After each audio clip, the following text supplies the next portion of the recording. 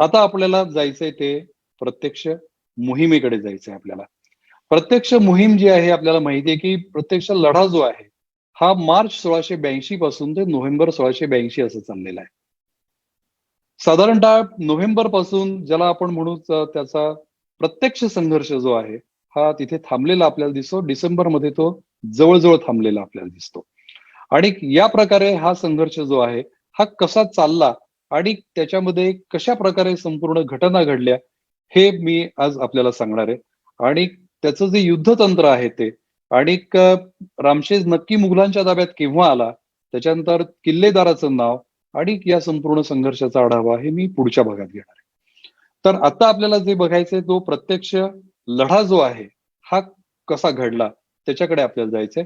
त्याच्यापूर्वी आपण काही इमेज काही 2-3 बघू आणि मग आपण पुढे जाऊ.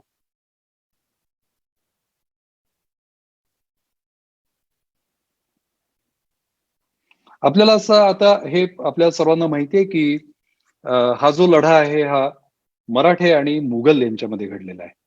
आणि त्यामुळे या ठिकाणी आपण बघतोय, की प्रत्यक्ष लढाऊ पायदळ जे आहे, हे अंदाजे 300 असण्याची शक्यता आहे. अन्य मदतनीस आहेत 200. मी ह्याची पुन्हा माहिती आपल्याला उद्याला देणारच आहे युद्धतंत्रामध्ये. त्यामुळे मी एक फक्त आपल्याला नजर टाकावी आपण आता एवढाच माझा हेतू आहे. किल्ल्यावरती बंदुका असणार आहेत साधारणतः 150-200. तोफा असणार आहेत.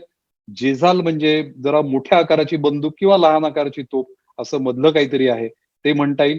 त्याच्यानंतर मराठा जंबुरक असा मी मुद्दाम शब्द वापरलाय. त्याचं कारण मी आपल्याला नंतर सांगेन. ही आहे. त्याच्यानंतर कळकीचे बाण ज्याला आपण मराठीत म्हणतो म्हणजे रॉकेट्स आहेत जी टिपू सुलतानाच्या वेळी खूप मोठ्या प्रमाणावर वापर केली आपल्याला माहिती आहे.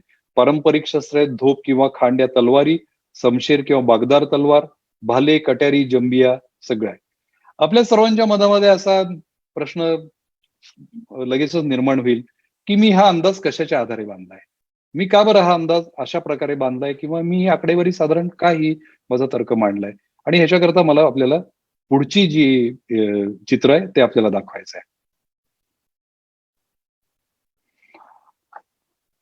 आपल्याला माहिती आहे, की जवळ 1682 मध्ये औरंगजेबाचं आगमन जे ते महाराष्ट्रामध्ये झालं. परंतु 1699 ते 1703 पर्यंत 1700 जवळ-जवळ 3 नाही 1708 पर्यंत 1707 पर्यंत बादशहानी पूर्णपणे आपली जी शक्ती आहे महाराष्ट्रातली किल्ले घेण्याकरता लावलेली होती. आणि यामध्ये बादशहानी एक लहानसा गड जो आहे, वसंतगड नावाचा जो सातारा जिल्ह्यामध्ये आहे, तो सातारा किल्ल्यामध्ये त्यांनी तो जिंकला. आणि त्याचं वर्णन जे आहे सेतुमाधवराव पगडींच्या मुघल दरबारची जी बातमीपत्र आहे त्याच्यामध्ये आलेलं आहे. आणि मला ते असं माझं लक्ष त्याच्याकडे वेधलं गेलं आणि या वसंतगडाचं जे आकारमान आहे, त्याचा जो घेरा आहे, त्याचं रामशेषशी कमालीचं साम्य आहे. आणि माझे मित्र तिथले प्रसिद्ध इतिहासाचे अभ्यासक जे आहेत, अजय जाधवराव त्यांच्याशी मी पण या बाबतीत चर्चा केली आणि मी साधारण जाणून घेतलं, की वसंतगड कशा प्रकारचा आहे ते. कारण मी स्वतः तिथे गेलेलो नाही. परंतु ती जी माहिती आहे त्याची, त्या माहितीवरतून आपल्याला असं दिसेल, की किल्ल्याचा जो घेर आहे तो 120 जरीब आहे. जरीब ही मुघलकालीन एक मोजण्याची साखळी आहे. जी साखळी आणि लाकडाचा वापर करून केलेली एक मोठी साखळी आहे आणि त्याची लांबी साधारणतः 66 ते 67 फूट असते. 120 जरीब म्हणजे तो साधारणतः 3 किलोमीटर पर्यंत त्याचा घेरा येतो.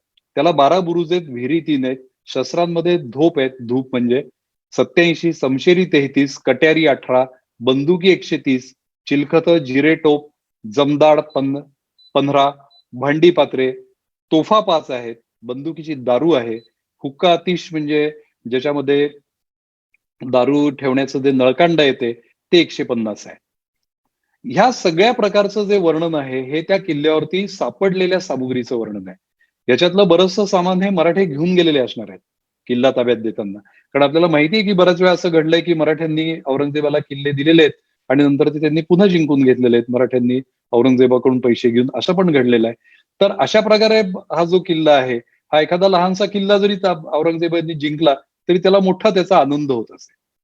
यावेळी आपल्याला मी या संघर्षाच्या आणखीन 2-3 पैलू जे आहेत हे सांगतो. या संघर्षाचे म्हणजे औरंगजेबाच्या महाराष्ट्रातल्या किल्ले घेण्याच्या संघर्षाचे, की बहुतांशी वेळा औरंगजेबानी त्या किल्ल्यांच्या नकाशाच्या ची मागणी आपल्या अधिकाऱ्यांकडे केलेली आहे. काही ठिकाणी किल्ल्यांच्या प्रतिकृती त्यांनी मागून घेतलेल्या आहेत. रायगडाची देखील प्रतिकृती त्यांनी मागून घेतलेली आहे आणि रायगडाची प्रतिकृती त्याला दिली तो कवी कलशचा मुलगा आहे, अशा प्रकारचा उल्लेख मी वाचलेला आहे. तर अशा प्रकारे बहुतांशी किल्ल्याच्या ज्या या आहेत, त्याची मॉडेल्स आहेत, आत्ताच्या शब्दात आपण पर्स्पेक्टिव्ह मॉडेल्स आहेत, ती औरंगजेब बादशाह मागवून घेत असे. त्याच्यानंतर ज्यावेळी किल्ला जिंकला जाईल तेव्हा किल्ल्याची सोन्याची किल्ली मोठी ही बादशहाला सेरिमोनियली म्हणजे समारंभपूर्वक तिथे दिली जाईल.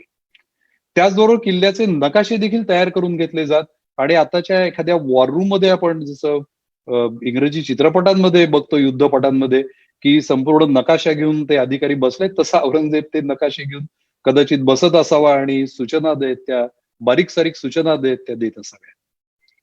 मला ओंकारनी म्हटलं तसं पुढे कधीतरी औरंगजेबाचं संपूर्ण ही जी मोहीम आहे महाराष्ट्रातली त्याचं युद्धतंत्राच्या दृष्टीने देखील आपल्याला माहिती देता येईल.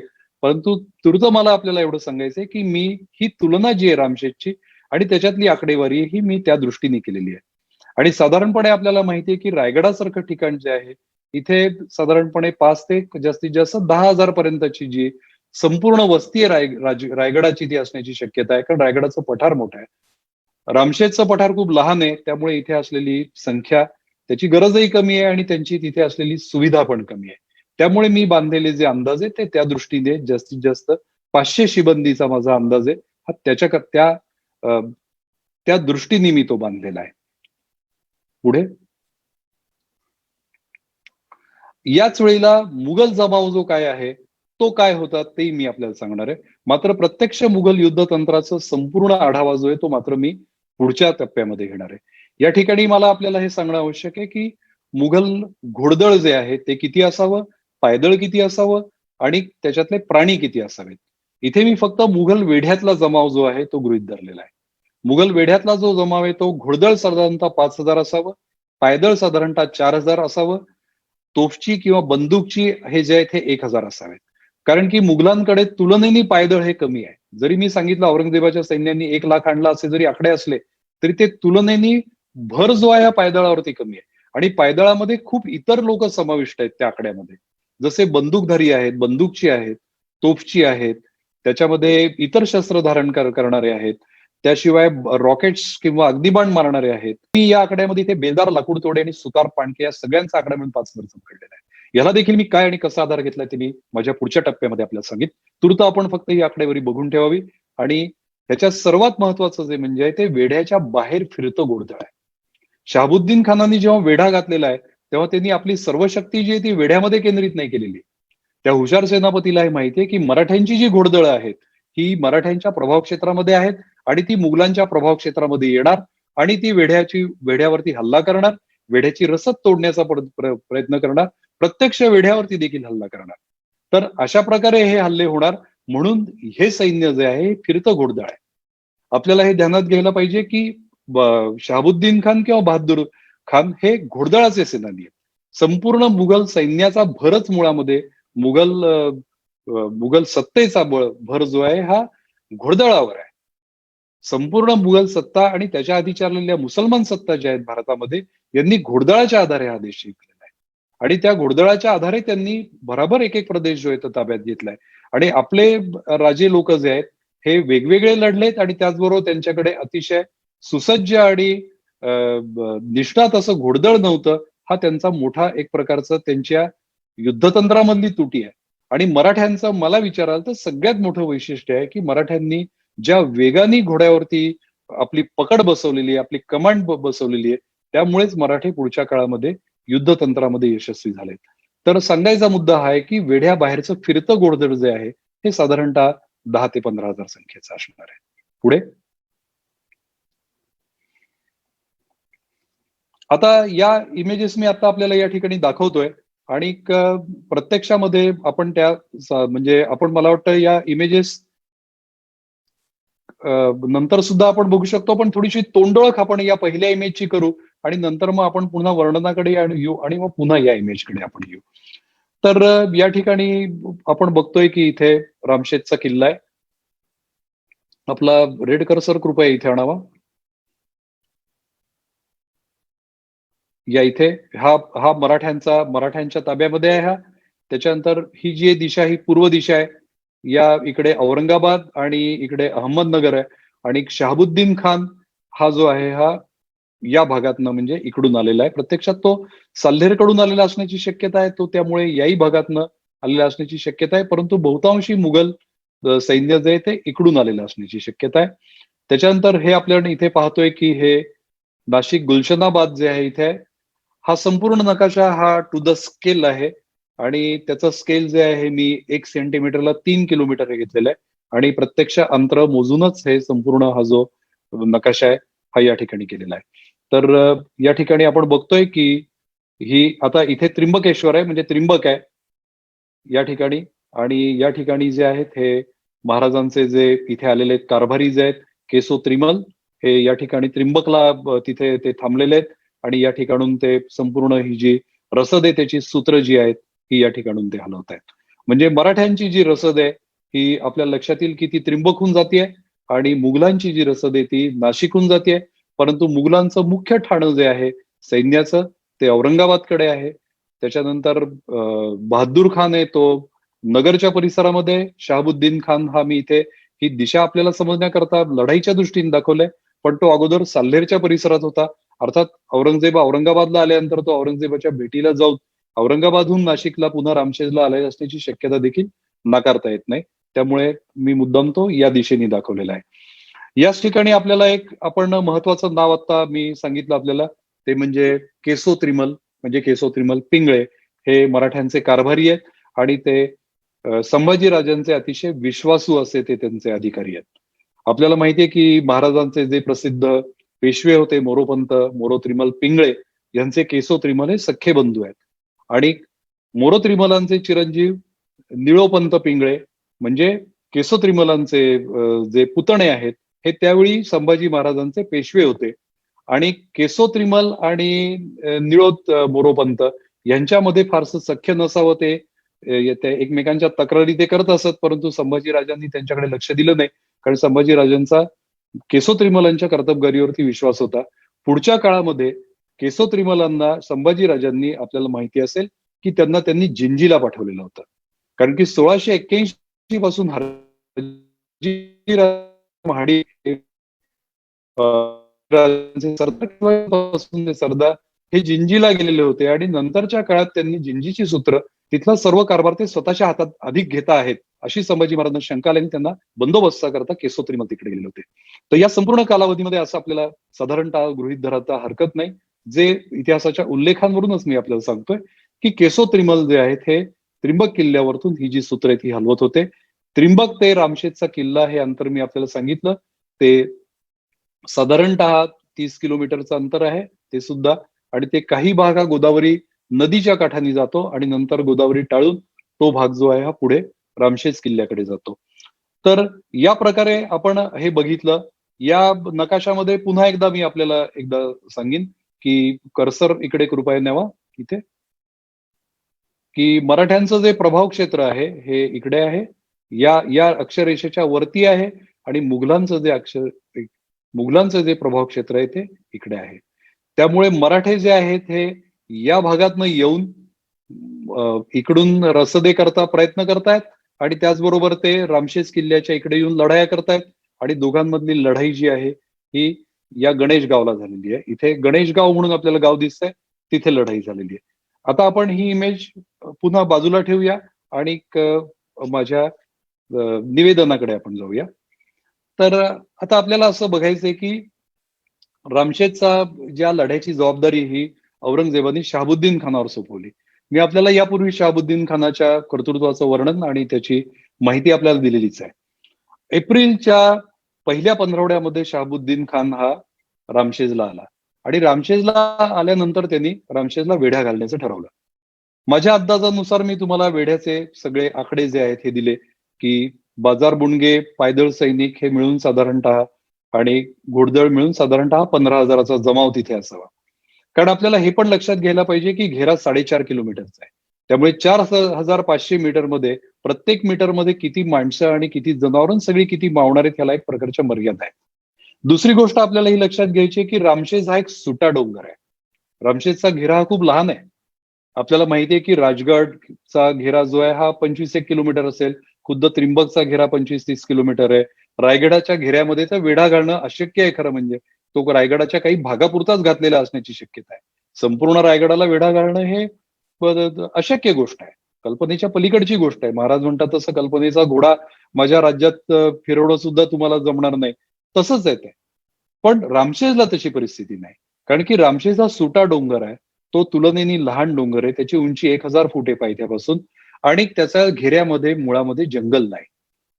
आपण जरी अगदी कल्पना केली की आताच्या पेक्षा दुप्पट तिप्पट जंगल जरी असेल तरी त्या काळामध्ये रामशेजच्या परिसरात जंगल असण्याची शक्यता तिथला एकंदर जो जमिनीचा जो प्रकार आहे त्याच्यावरून आपल्या लक्षात येतं.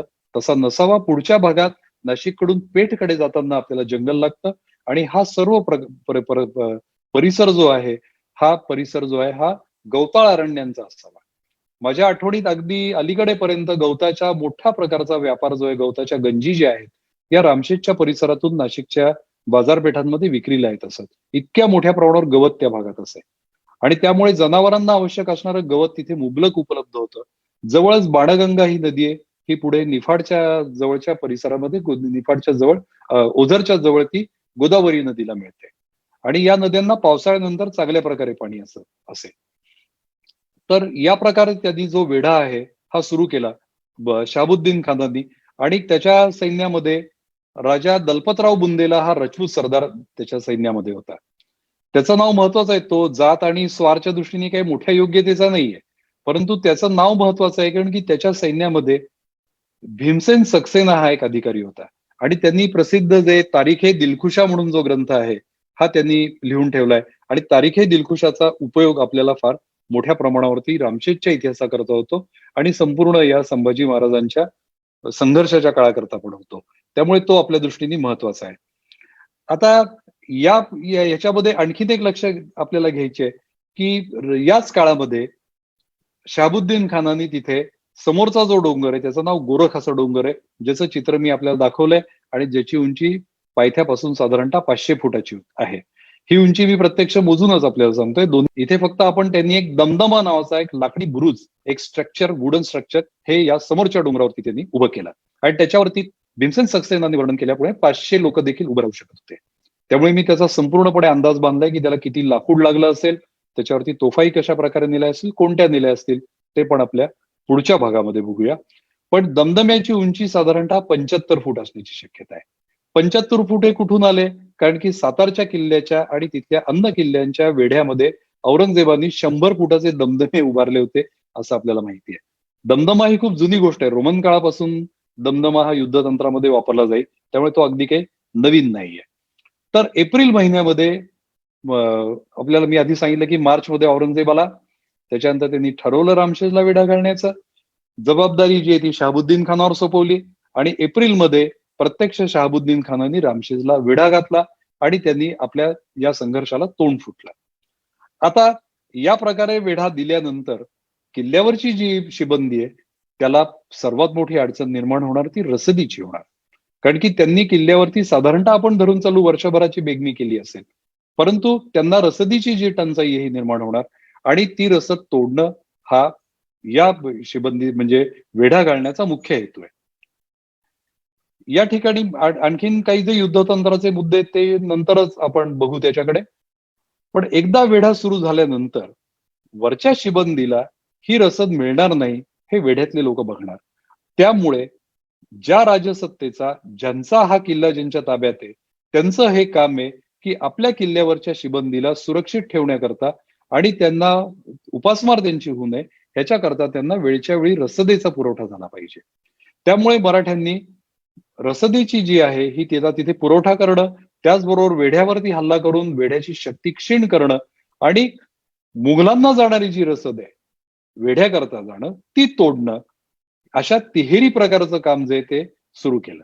आणि ही जी जबाबदारी आहे ही संभाजी राजांनी आपल्याला मी सांगितलं की प्रत्यक्ष कारभाराची जी जबाबदारी आहे, व्यवस्थापन जे आहे ते त्यांनी केशोत्रिमलांवर सोपवलंय, परंतु लढाईची संघर्षाची जबाबदारी ती त्यांनी त्यांच्या 3 सरदारांवर सोपवलेली आपल्याला दिसते. त्याच्यामध्ये मानाजी मोरे आणि रुपाजी भोसले या दोघांची नावं नेहमी जोड नावं येतात मराठी इतिहासामध्ये. तर हे 2 महत्वाचे घोडदळावरचे सरदार आहेत आणि हे आपल्याला सभासद बखरींमध्ये यांची नावं दोघांचीही मिळतात. त्याचबरोबर आपल्याला आणखीन एक नाव जे आहे हे कमल गोखलेंच्या लेखनातनं म्हणजे त्यांच्या संभाजी चरित्रात ते आपल्याला मिळतं. ते म्हणजे संताजी जगताप. संताजी जगतापांचं नाव देखील सभासद बखरीमध्ये घोडदळाच्या अधिकाऱ्यांमध्ये आहे, घोडदळाच्या सेनापतींमध्ये आहे. त्यामुळे हे 3 आहेत हे लढवय्ये, हे घोडदळाचे अधिकारी आहेत. यांच्या प्रत्येकाकडे स्वतःची घोडदळं 5-5 हजाराची तरी नक्कीच असू शकतील. महाराजांकडेही आहेत ते म्हणजे किती हजारी जी रँक आहेत ती त्यांच्याकडेही आहे. हे साधारणतः 5 हजारी, 6 हजारी सरदार जे आहेत ते असण्याची शक्यता आहे. आणि ते संभाजीराजांचे महत्वाचे सरदार आहेत. मानाजी मोरेंच्या बाबतीत मात्र असं म्हणता येईल की पुढच्या काळामध्ये मानाजी मोरेंच्या वरती संभाजीराजांची गैरमर्जी झाली होती. परंतु या काळामध्ये मात्र मानाजी मोरे हे त्यांच्या पूर्णपणे सेवेमध्ये आहेत. आणि रुपाजी भोसले यांनी पण बरंच कर्तृत्व नेहमी गाजवलेलं आहे. या दोघांनी सुरतच्या पहिल्या स्वारीमध्ये हे जे दोन्ही सरदार आहेत, सॉरी दुसऱ्या स्वारीमध्ये हे दोन्ही सरदारांची नावं आपल्याला सुरतच्या दुसऱ्या लुटीमध्ये आपल्याला मिळतात. त्यामुळे हे दोघं महाराजांचे संभाजीराजांचे महत्वाचे सरदार आहेत. तर आता आपण मे महिन्यात आलोय. मे महिन्याच्या सुरुवातीला औरंगजेबाने असं केलं की त्याचा कासिम खान किरमानी हा त्याचा महत्वाचा जो सरदार आहे हा त्यांनी तिथे पाठवलाय. किरमानी या नावामध्येच किरमान हे नाव आहे. किरमान हे इराणमधल्या गावाचं नाव आहे. त्यामुळे हा देखील इराणचा असण्याची शक्यता आहे, मूळ इराणी असण्याची शक्यता आहे. आणि औरंगजेबाचा खूप भरवसा आणि त्याचा खूप ओढा जो होता हा इराणी लोकांकडे जास्त होता. आणि मगाशी मी आपल्याला तुराणी लोकांचा उल्लेख केला आणि बहादूर खान हा इराणी वंशाचा होता. या इराणी आणि तुराणी लोकांमध्ये कायम संघर्ष जो आहे हा चालू असे, म्हणजे एक अंतःसंघर्ष ज्याला म्हणतो तो चालू असे. तर हा जो आहे हा किरमानी हा औरंगजेबाच्या अतिशय विश्वासातला सरदार असावा. आणि तो इथे या मे महिन्यामध्ये औरंगजेबाने त्याला पाठवलंय. आणि त्याला तो म्हणजे तो त्याला बादशहाला थेट देखील काही अहवाल आणि तिथली माहिती पाठवत असावा, म्हणजे डायरेक्ट रिपोर्टिंग करत असावा असं माझं मत झालं. आपल्याला मी ज्या बहादूर खानाचं वर्णन केलं त्या बहादूर खानाला देखील मे मध्ये त्यांनी बादशहानी या ठिकाणी पाठवलंय. या ठिकाणी ह्या लढाया सुरू झाल्यानंतर एक महत्वाची जी लढाई आहे ही या ठिकाणी लढायांना तोंड फुटलं या ठिकाणी. आणि एक सुरुवातीची जी लढाई आहे ही शरीफ खान नावाच्या सरदाराविरुद्ध मराठ्यांची झाली. तर या शरीफ खानाचं जे सैन्य होतं हा शरीफ खान हा नाशिकला होता, म्हणजे गुलशनाबादला होता. आणि तिथून तो मदतीला जो आहे तो म्हणजे शहाबुद्दीन खानाला गेला.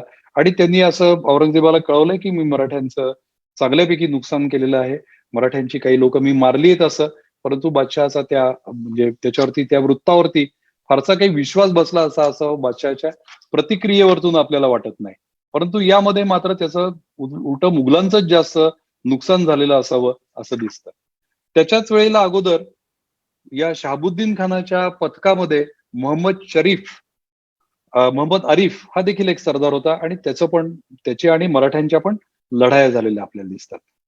आपल्याकडे ज्या लढाईचा पुरावा आहे म्हणजे जेधे शकावलीमध्ये ज्याचा उल्लेख आहे ती महत्वाची लढाई जी घडली ती मे महिन्यामध्ये घडली, ती म्हणजे गणेश गावची लढाई, ज्याला त्यांनी गणेश गाव असं म्हटलंय.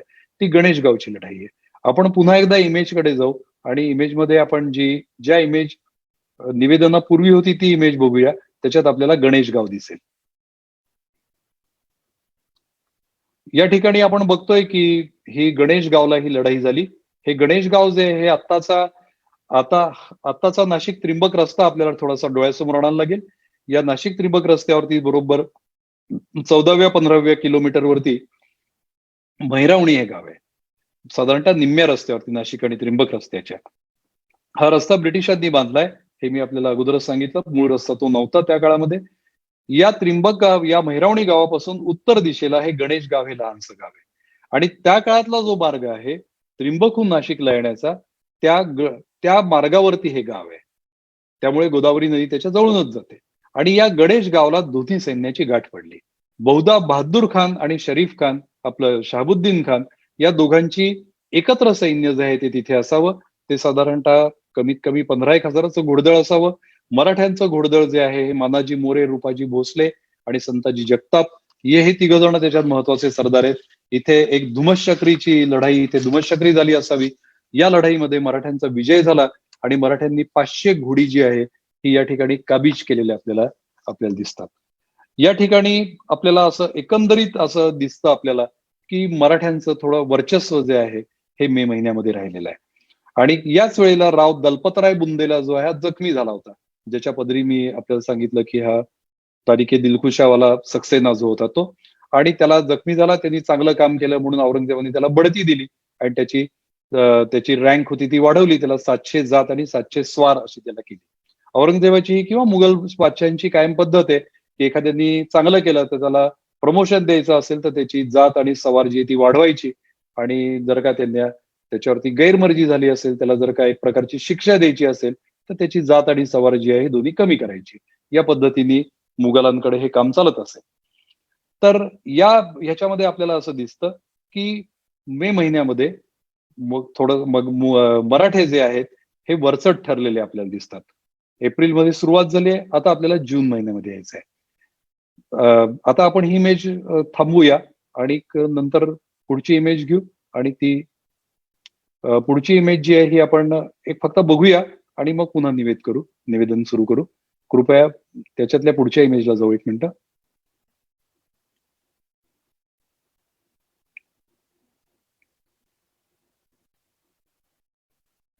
हा ही इमेज जी आहे ही आपण सप्टेंबर महिना जो आहे त्यावेळेला आपण ही इमेज आपण घेऊया आणि आपण आता निवेदनाकडे जाऊया पुन्हा. आता आपण जून महिन्यात आलो. आपल्याला माहिती आहे की महाराष्ट्रामध्ये पावसाळा जो आहे हा जून महिन्यामध्ये चालू होतो आणि या संपूर्ण म्हणजे नाशिकच्या परिसरामधला नाशिकचं जी सरासरी पर्जन्यमान आहे हे साधारणतः 22 इंच किंवा 40-45 सेंटीमीटर आहे. पावसाळा आपल्याला माहितीये की मान्सून हा अगदी नाठाळ आहे आणि तो कधी काही वेळेवर येतो असं नाही. कधी तो आधी येतो, कधी तो उशिरा पण येतो. कधी किती पडतो, कधी किती नाही पडत ह्याचं काहीही नियम आपल्याला अंदाज आज देखील बांधता येत नाहीये. तसाच तो त्या काळात असणार. जून पासून ते पुढे सप्टेंबर पर्यंत हे पावसाळ्याचे सगळे महिने आहेत. आणि शहाबुद्दीन खानांनी आणि नंतर बहादूर खानांनी हा संपूर्ण संघर्ष या पावसाळ्यात चालू ठेवला आहे. आता इथे सांगण्यासारखी महत्वाची गोष्ट म्हणजे की मे महिन्यामध्ये बादशहानी बहादूर खानाला मात्र परत बोलवून घेतलं आणि त्याला परत बोलवून घेतलं म्हणजे ते त्याला नगरला पाठवलं का या परिसरात त्याला पाठवलं हे आपल्याला समजत नाही. कारण की संभाजीकालीन पत्रसार संग्रहामध्ये इंग्रज कागदपत्रांमधला एक उल्लेख असाही आलाय की जुलै महिन्यामध्ये तो नाशिक त्रिंबक परिसरामध्ये होता. त्यामुळे नक्की हा बहादूर खान जो आहे हा त्या काळात कुठे होता हे सांगता येत नाही, परंतु त्याला रामशेजच्या परिसरामध्ये मात्र तो नजीकच्या परिसरामध्ये तो तिथे नाहीये असं आपल्याला म्हणता येईल. या काळामध्ये औरंगजेबानी तातडीने जून महिन्याला पावसाळ्यात सुरुवात झाली तेव्हा त्यांनी सजावल सजावली करण्याकरता म्हणजे तातडीची काही कामं करण्याकरता ज्याला आपण आता ऑफिसर ऑन स्पेशल ड्युटी असं म्हणतो, असा एक अधिकारी जो आहे त्याला औरंगजेबानी तिथे पाठवलं. त्याला त्याला सगळी तिथली यंत्रणा तपासून घेण्याकरता आणि आपले काही संदेश देण्याकरता असेल. हयात खान नावाच्या एका सरदाराला औरंगजेबाने तिथे पाठवलं. याच्या पुढच्या काळामध्ये एक महत्वाचा संघर्ष झाला. तो म्हणजे रूपाजी भोसले आणि करणसिंह नावाचा राजपूत सरदार यांच्यामध्ये काही लढाया ज्या आहेत, या रामशेजच्या परिसरामध्ये तिथे 2-3 चकमकी झाल्या आणि ह्याच्यामध्ये रूपाजी भोसले हे जखमी झाले. याच काळामध्ये शहाबुद्दीन खानाचे जे मोर्चे आहेत हे पुढे सरकले होते आणि ते रामशेजच्या दरवाजापर्यंत पोहोचले असा उल्लेख आहे. त्यामुळे हा दरवाजा जो आहे, हा किल्ल्याचा मगाशी मी आपल्याला जे दरवाजे दाखवले तिथला मुख्य दरवाजा नसून मधल्या टप्प्यामध्ये एखादा दरवाजा आणि बुरुज असण्याची शक्यता आहे. परंतु त्या दरवाजापर्यंत पोहोचणं ही देखील शहाबुद्दीन खानाच्या दृष्टीने एक मोठी कामगिरी झालेली होती. त्यामुळे त्याला बादशहाला पण आनंद झाला असेल की प्रगती होतीये वेढ्यामध्ये. तर यामुळे साधारणतः जून महिन्यामध्ये जे आहे हे थोडेसे मुघल आपल्याला वरचढ झालेले दिसतात. या काळामध्ये शहाबुद्दीन खानांनी औरंगजेबाकडे मागणी केली की मला 200 मन दारू आणि 200 गोळे तोफांचे पाठवा. ते देखील औरंगजेबाने तातडीने मान्य करून त्याला ते देखील तिथे पाठवलेले आपल्याला दिसतात. त्याच्यानंतर आपल्याला जुलै आणि ऑगस्ट या 2 महिन्यांमध्ये यायचं आहे. आता जुलै आणि ऑगस्ट हा ऐन पावसाळ्याचा काळ आहे.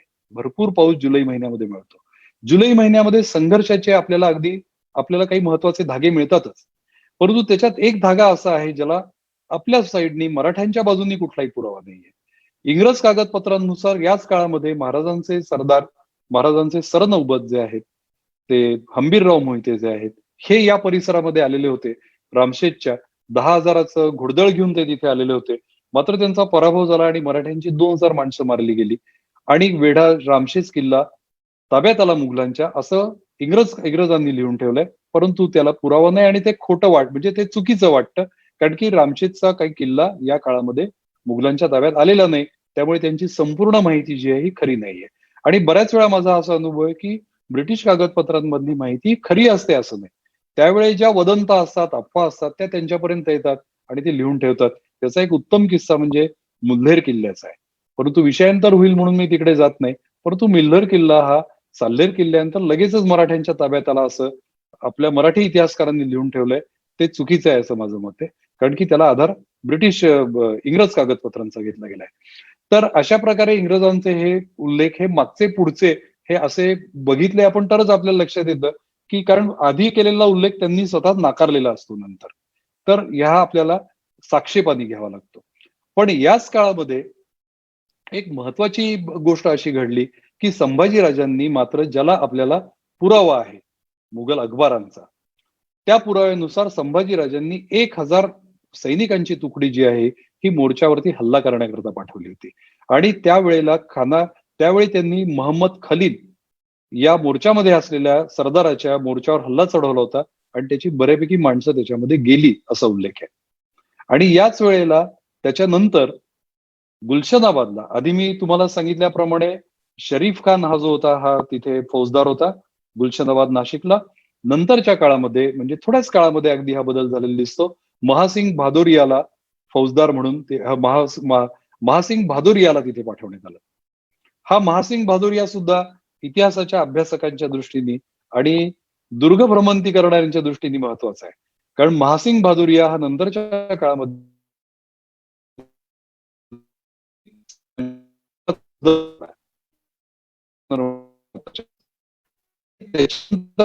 तो अलंग किल्ल्यावरती असण्याची शक्यता आहे. कारण की अलंग किल्ल्यावरचा जो शिलालेख आहे त्याच्यामध्ये या महासिंग भादोरियाची पत्नी जी आहे ही सती गेल्याचा उल्लेख आहे. त्यामुळे तुम्ही जेव्हा अलंग किल्ल्यावरती जातात तेव्हा सतीची शिलाजी बघता. तो जो महासिंग भादोरिया आहे हा 1682 साली इथे मदतीला वेढ्याकरता आलेला होता. तर या संपूर्ण संघर्षाचा जुलै महिन्याचा आपण विचार केला तर आपल्याला दिसतं की मराठ्यांचं धारिष्ट्य जे आहे ते वाढलेलं आहे आणि ते वेढ्यामध्ये अधिक हल्ला करतायत. आता आपण ऑगस्ट महिन्यामध्ये जाऊ. ऑगस्ट 1682 मध्ये जाऊ.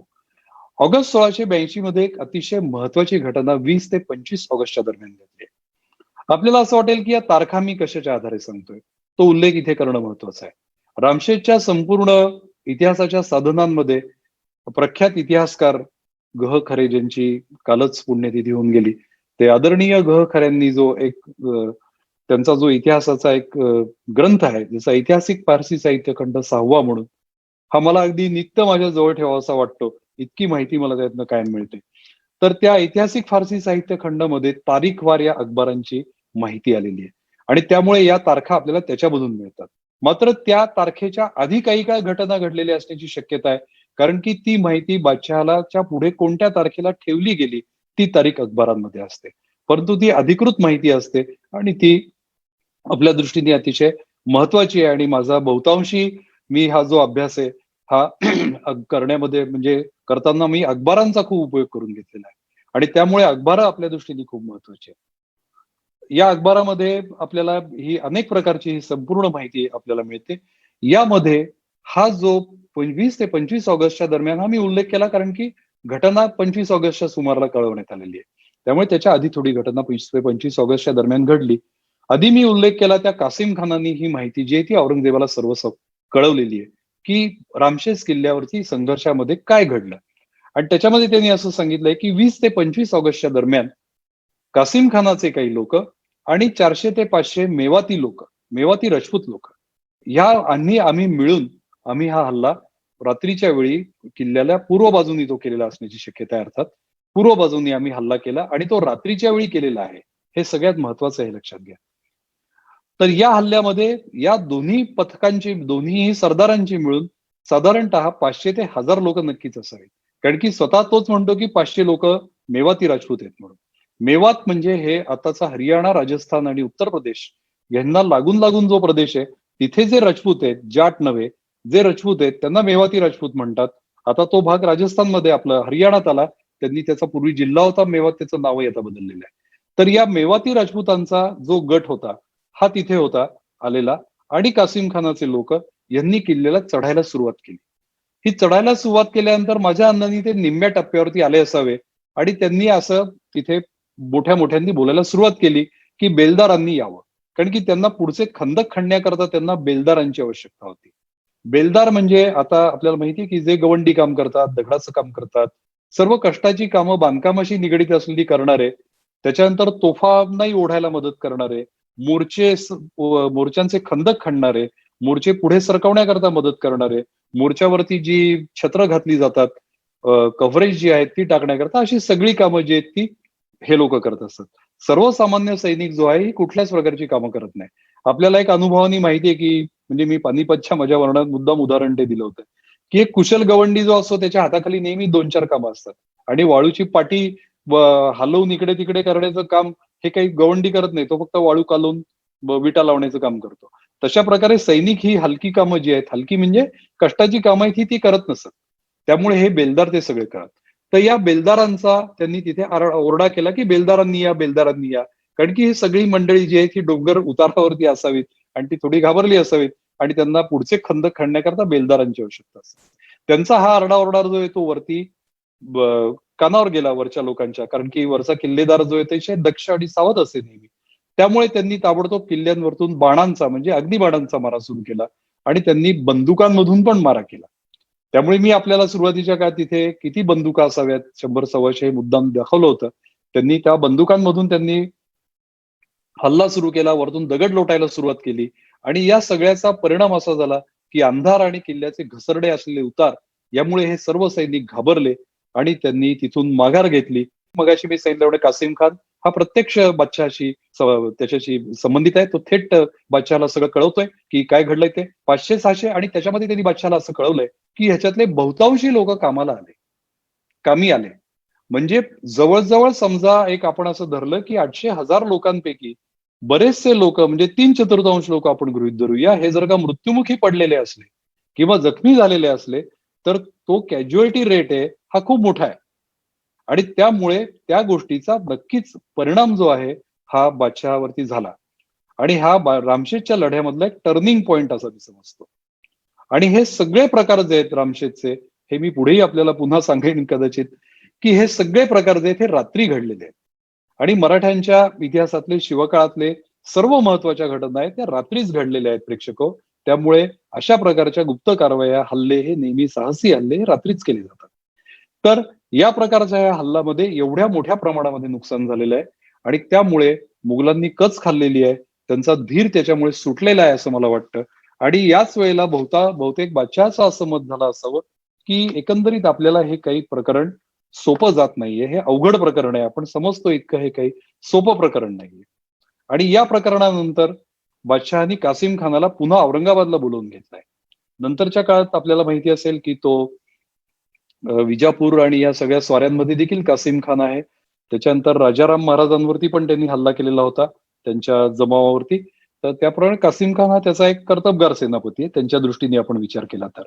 तर या प्रकारे त्यांचं मनोधैर्य खचलंय हे आपण जर का त्याचा अखबारामध्ये आपण जर का प्रत्यक्ष ते वाचलं तर आपल्याला लक्षात येईल की कासिम खानाचं मनोधैर्य खचलंय आणि औरंगजेबाने ते प्रत्यक्षरित्या मान्य केलेलं आहे. तर त्यामुळे हा ऑगस्ट महिना हा एक प्रकारचा टर्निंग पॉइंट ठरला माझ्या मते आणि त्याचा धक्का अर्थातच शहाबुद्दीन खानालाही बसलेला आहे. आता आपल्याला सप्टेंबरमध्ये यायचं आहे. सप्टेंबरमध्ये त्यांनी निकरानी प्रयत्न सुरू केलेले आहेत शहाबुद्दीन खानांनी. कारण की त्याच्याही तो प्रतिष्ठेचा प्रश्न बनलेला आहे की हा लढ्याला आपण एवढासा लहानसा किल्ला आहे आणि आपण तो जिंकू शकत नाही. आणि त्यामुळे निकराचे प्रयत्न केलेत. त्यामुळे त्यांनी पकड जी आहे ही ढिल्ली होऊ दिलेली नाहीये. आता आपण बघितलं तर वेढा होऊन जवळजवळ 4-5 महिने झालेले आणि वेढ्याची पकड पण ढिल्ली झालेली नाही. परंतु वरच्या शिबंदींनी त्याला दाद दिलेली नाहीये. आणि त्यांनी अजिबात त्यांना मुघलांना पुढे सरकू दिलं नाही. त्यांना एका टप्प्यापर्यंत ते सरकलेले आहेत. त्याच्या पुढे त्यांना किल्ल्यावरती येता येत नाहीये. त्यामुळे अखेर बादशहाने असा निर्णय घेतला की म्हणजे त्यांनी शहाबुद्दीन खानाला असं कळवलं की तू काम खूप चांगलं करतो आहेस, परंतु आता मी तुझी पाठवणी जी आहे ती मी दुसरीकडे करतोय आणि मी हे काम आता बहादूर खानाकडे सोपवतोय. आणि त्यांनी त्याला अंतूरच्या किल्ल्याकडे जायला सांगितलं. अंतूरचा किल्ला आपल्याला सगळ्यांना माहितीच आहे. या ठिकाणी आपल्या लक्षात येईल की इतर वेळेला बादशाह इतक्या सौम्यपणे कधी या घटनांकडे बघत नाही कधीच. आपण मुघल बादशहाची औरंगजेबाची कामाची पद्धत जर का बघितली तर. पण या ठिकाणी त्यांनी मवाळ भूमिका शहाबुद्दीन खानाच्या बाबतीत स्वीकारलेली आहे आणि त्यांनी शहाबुद्दीन खानाला दुसरीकडे जायला सांगितलेलं आहे. त्यावरून हे लक्षात येईल की बादशहालाही कुठेतरी आता हे जाणवलंय की हा संघर्ष आपल्या हाताबाहेर चाललेला आहे. या प्रकारे शहाबुद्दीन खान हा इथून निघून गेला आणि सूत्र जी आहेत ही बहादूर खानाच्या हाताखाली आली. त्यामुळे बहादूर खानाचं मी माहिती आपल्याला दिलेली आहे. तर बहादूर खान या ठिकाणी आला. आता बहादूर खानाच्या वेळीच या ठिकाणी आणखीन एक बहादूर खान जो आहे, हा पण मुघल वेढ्यामध्ये आहे. कारण की बऱ्याच वेळा काय होतं, इतिहासकार सुद्धा इतिहास लिहिताना या नावांची गल्लत करतात आणि त्यामुळे सर्वसामान्य वाचकांचा गोंधळ होतो, की नक्की कोणता बहादूर खान कुठे आहे आणि काय? आणि नक्की कोण कुठे आहे? आणि हे सगळं बारकाईने समजून देण्याकरता मी हा खटाटोप जो आहे तो सगळा केलेला आहे. तर या दुसऱ्या बहादूर खानाचं नाव रणमस्त खान होतं आणि त्याला याच काळामध्ये बादशहानी बहादूर खान ही पदवी दिलेली आहे आणि त्याची मनसब त्याची वाढवली आहे. त्याला 5,000 जात आणि 3,000 स्वार अशी त्याला बढती दिली. आणि हा रणमस्त खान कोण आहे? तर जो जालनापूरच्या लढाईमध्ये महाराजांच्या मागे आलेला होता आणि ज्याच्याशी निंबाळकरांची लढाई झालेली आहे, सिद्धोजी निंबाळकरांची, तो रणमस्त खान. हा देखील बादशहाच्या एका कर्तबगार सेनानींपैकी एक आहे. तर हा रणमस्त खान पण इथे होता, हे आपल्याला समजून घ्यायचंय. तर ह्या बहादूर खानाच्या हातामध्ये सूत्र आल्यानंतर बहादूर खानांनी नेटानी या लढाईला सुरुवात केलेली आहे. या वेढ्याला सुरुवात केली आहे. त्यांनी हा एक विडा उचलल्यासारखा आहे असं मला वाटतं. कारण की पुढच्या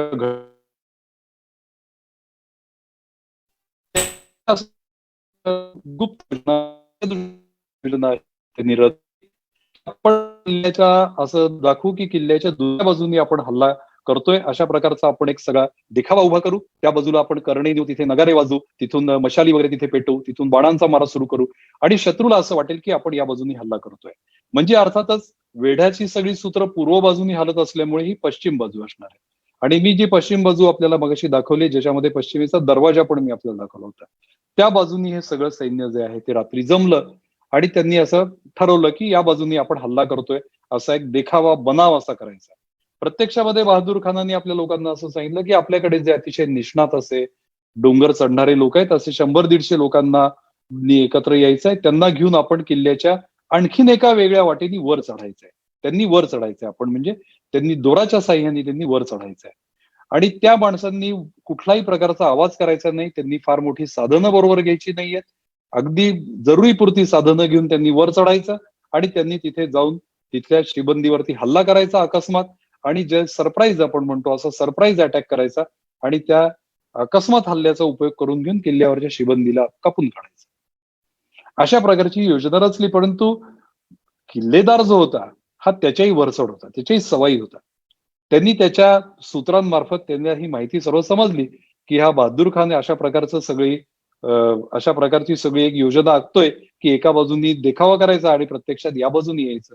त्यांनी हुशारीने आपले जे अधिकारी, आपले जे लढाऊ सैनिक आहेत, त्या लढाऊ सैनिकांना त्या बाजूला नेमलं आणि जसजसे बहादूर खानाचे जे ते चढाई करून आलेले जे वीर होते, सैनिक होते, ते जसजसे वर आले तसे त्यांनी वर आल्या आल्या त्यांचा सफाया केला आणि त्यांच्या मनाक आपले त्यांचे डोळेच बाहेर निघाले, असं खाफी खानाने वर्णन केलेलं आहे. या ठिकाणी मगाशी अगोदर मी उल्लेख केला आपल्याला तारिक दिलखुशाचा आणि ज्या इतिहासकाराचा उल्लेख केला तो म्हणजे भीमसेन सक्सेना. दुसरा जो इतिहासकार आहे मोहम्मद काफी खान, जसं मुंतखुल लुबाब हे प्रसिद्ध ग्रंथ आहे. तर या मुंतखुल लुबाब मध्ये त्यांनी औरंगजेबाच्या प्रत्येक वर्षाची, औरंगजेबाच्या राज्याभिषेक वर्षानुसार, जसं आपल्याला माहितीये की शिवाजी महाराजांचा राज्याभिषेक शक आहे, तसा औरंगजेबाच्या राज्याभिषेक शक जो 1658 पासून सुरू झाला, त्या प्रत्येक राज्याभिषेक शकानुसार औरंगजेबाच्या इतिहासाचं वर्षाच्या वार्षिक इतिहासाचं वर्णन केलंय. हा खाफी खान जो आहे हा बहादूर खानाबरोबर असल्यामुळे याचं चक्षुर्वयी सत्यम असं वर्णन आपल्याला वाचायला मिळतं. नाही तर ही वर्णनं आपल्याला अर्थातच मिळाली नसते. त्यामुळे बहादूर खानाने हे वर्णन केलंय. याच वेळेला मोहम्मद खलील नावाचा जो सरदार आहे, ज्याचा मी अगोदर उल्लेख केला होता की ज्याच्यावरती हल्ला केला होता मराठ्यांनी आणि ज्याच्या मदतीला महासिंग बहादुरिया गेला, या मोहम्मद खलीलला औरंगजेबाने परत बोलून त्याला काश्मीरला पाठवून दिलं, असा एक उल्लेख आपल्याला मिळतो. आता बहादूर खान नेटाने वेढा चालवत होता, पण त्याला म्हणावं तसं यश काही मिळत नव्हतं. कुठल्याही गोष्टीत यश मिळालं नाही की माणूस दैवी उपायांकडे जातो, मानवी उपाय थांबले की दैवी उपायांकडे जातो. तसं बहादूर खानाने एक प्रयत्न करून बघितला. त्याच्याकडे एक मोत्तद्दार होता, म्हणजे घोड्यांची देखभाल करणारा. त्या मोत्तद्दारांनी बहादूर खानाला सांगितलं की मला काही भूत जी आहेत ती मला वश आहेत. भूत म्हणजे पर्शियन मध्ये जीन असा शब्द वापरलाय. जीन आपल्याला माहितीये की अल्लाउद्दीनचा जो जादूचा दिवा आहे त्याच्यामध्ये तो जीन असतो आणि दिवा घासला की जीन प्रगट व्हायचा. तसा त्यांनी सांगितलं की मला एक जीन असा शब्द वापरलाय पर्शियन मध्ये.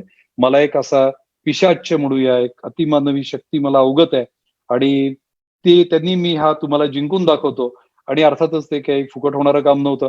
त्यांनी मला त्याला सांगितलं की मला एक 100 तोळ्याचा सोन्याचा नाग द्या. तो नाग मी छातीवर घेतो आणि मी किल्ल्याच्या पायथ्याकडून मी त्याच्या त्या वरच्या दरवाजाकडे चालायला सुरुवात करतो आणि त्याची शक्तीच एवढी असेल की आपल्याला विजय आपल्याकडे चालत येईल आणि सगळ्या गोष्टी ज्या आहेत आपल्या मनाप्रमाणे होतील आणि आपल्याला विजय मिळेल. प्रत्यक्षामध्ये वरचे जे लोक होते, हा प्रकार अर्थातच दिवसा घडलेला असणार आहे. मात्र जे वरचे लोक आहेत हे सगळे या कडे लक्ष ठेवून होते. कारण रामशेजची उंची मी तुम्हाला सांगितल्याप्रमाणे पठाराची उंची 800 फूट आहे. त्यामुळे त्यांना वरतून काय चालणार आहे, चाललंय खाली ते दिसत असावं. त्यांच्या हेरांकरवी त्यांना ह्याची कदाचित माहिती समजली असेल. आणि वरतून अकस्मात हा चाललेला असताना रुबाबात, हा मोत्तद्दार चाललेला असताना जणू काही विजयी थाटामध्ये चाललेला असताना वरतून अकस्मात एक गोफणीतून उडवलेला गोळा जो होता दगडाचा, तो येऊन नेमका त्याच्या छातीवर आदळला आणि त्या सोन्याच्या नागासकट तो खाली कोसळला आणि बहादूर खानाचा हा दैवी उपाय जो देखील आहे तो फसला. आणि यामुळे बहादूर खानालाही असं लक्षात आलं की आता आपण काही करू शकत नाहीये. सप्टेंबर मधून आपण पुढे ऑक्टोबर मध्ये आलोय.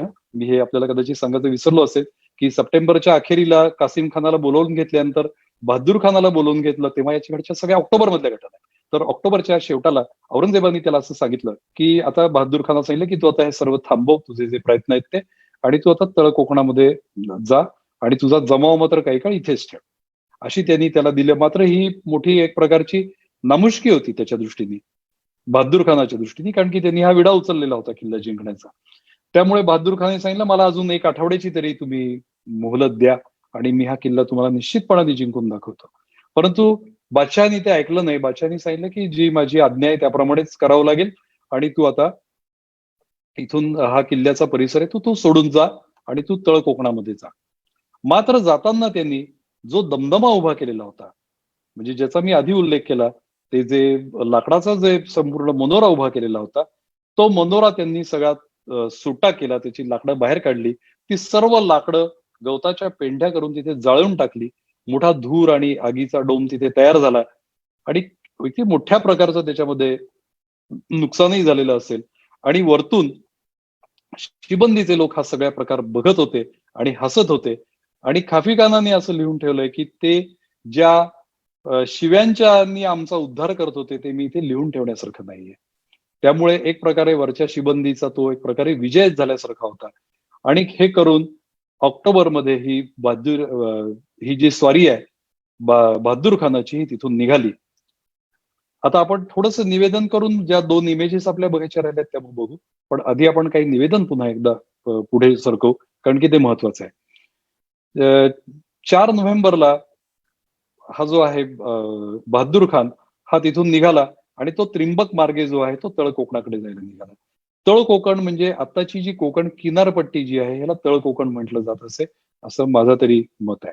मात्र आत्ताची कोकण किनारपट्टी आणि आपलं म्हणजे सह्याद्रीला लागून असलेला 25-30 किलोमीटरचा पट्टा, हा जो साधारणतः दोन्ही बाजूंना असलेला एकूण मिळून किनारपट्टी, सह्याद्री पर्वत आणि त्याला लागून असलेला घाटमाथ्यापर्यंतचे प्रदेश, हा जो आहे या सगळ्यालाच कोकण म्हटलं जात असे.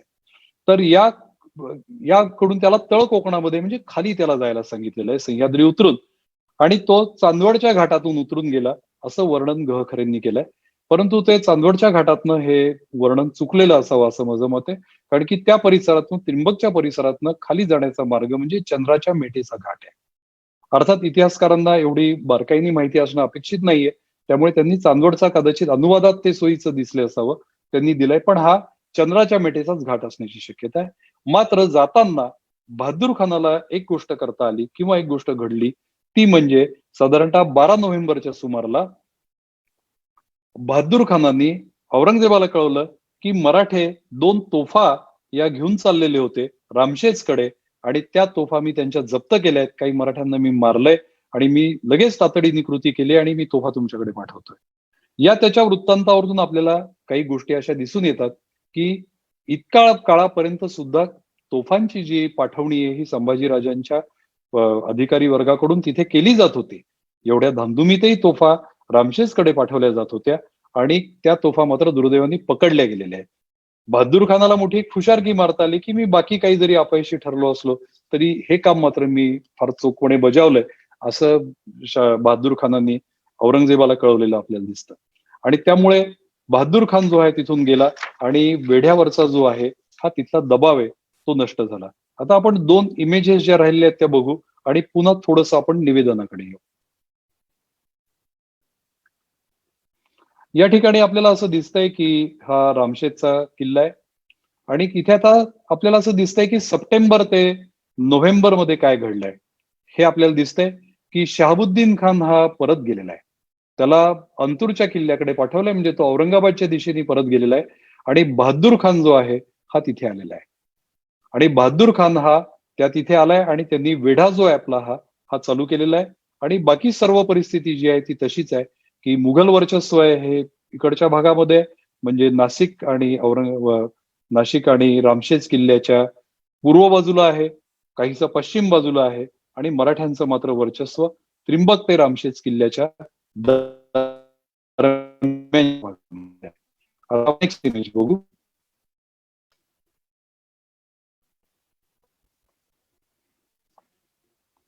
आता पुढच्या इमेजमध्ये आपल्याला असं दिसतंय की किल्ल्यावरती जो जमाव आहे इथे हा मराठ्यांचा जो आहे वर्चस्व वाढलेला आहे आणि किल्ल्याच्या परिसरामध्ये आता मराठ्यांचं वर्चस्व वाढलेलं आहे. हे आपल्याला या मॅपमध्ये आपल्याला दिसतंय आणि बहादूर खान मात्र नोव्हेंबर डिसेंबर मध्ये हा कोकणकडे पश्चिम दिशेने त्रिंबकच्या मार्गाने जो आहे तो निघून गेलेला आहे. अशा प्रकारची जी परिस्थिती आहे ही डिसेंबरच्या पर्यंत आपल्याला निर्माण झालेली दिसते. आता आपण पुन्हा एकदा निवेदनाकडे जाऊ.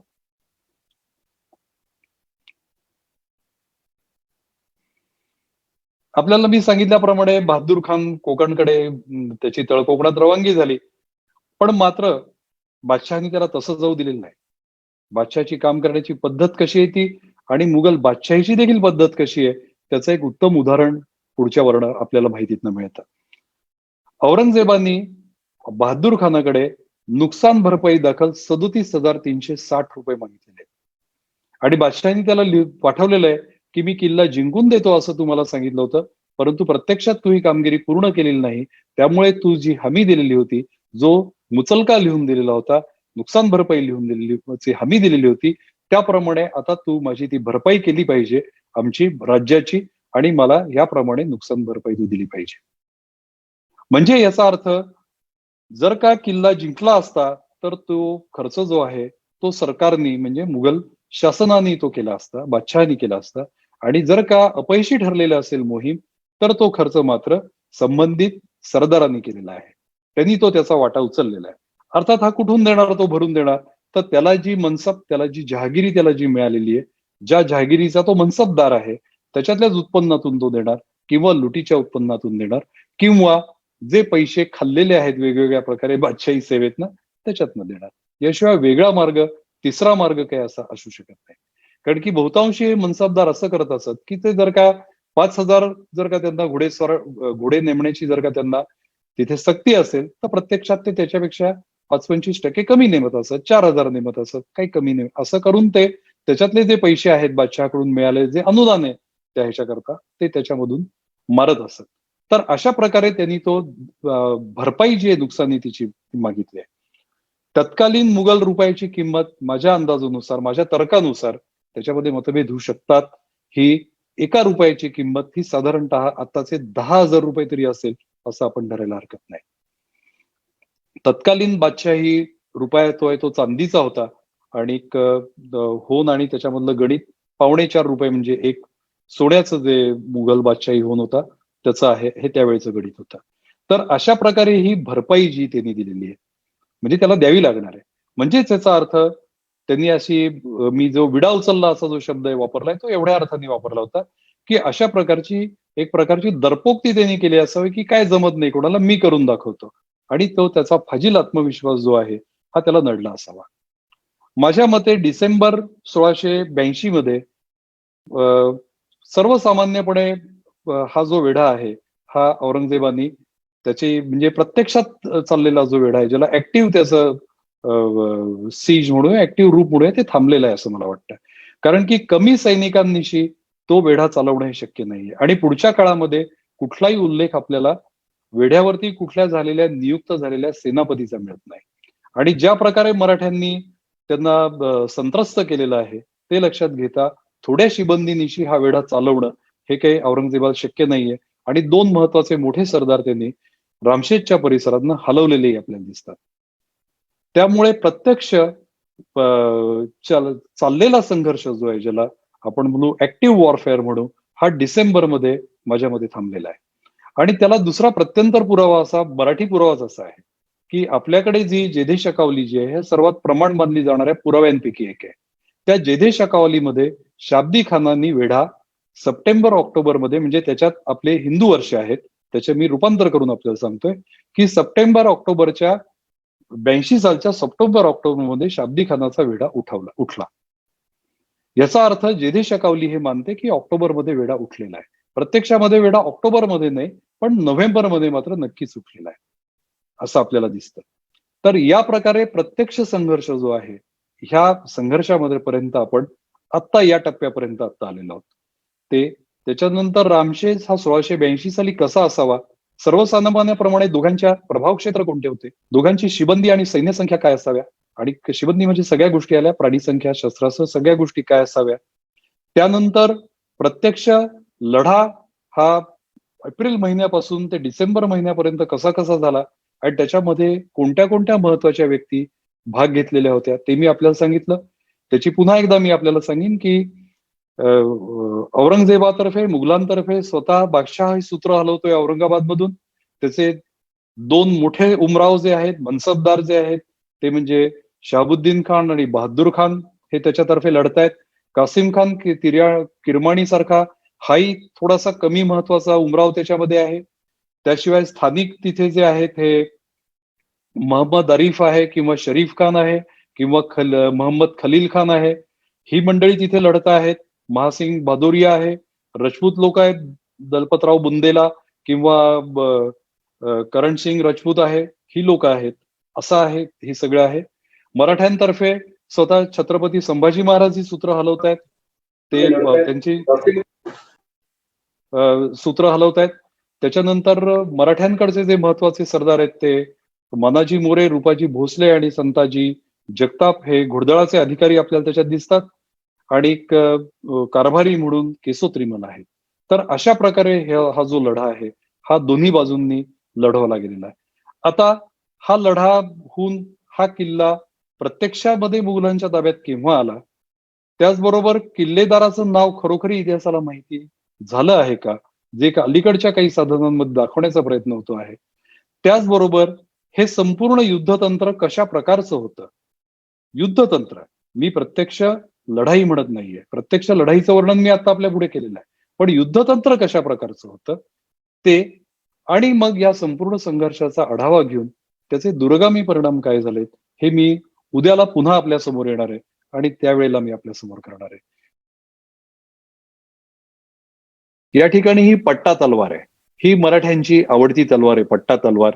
ही जी पात आहे ही इथे दिलाईवरती 41 इंच आहे आणि सरळ इंच आहे जी ही राजपुतांच्या संग्रहामधलं हे चित्र आहे. परंतु मराठ्यांची आवडती तलवार जी आहे ही पट्टा तलवार किंवा खांडा तलवार जी आहे ही मराठ्यांची आवडत्या तलवारी होत्या.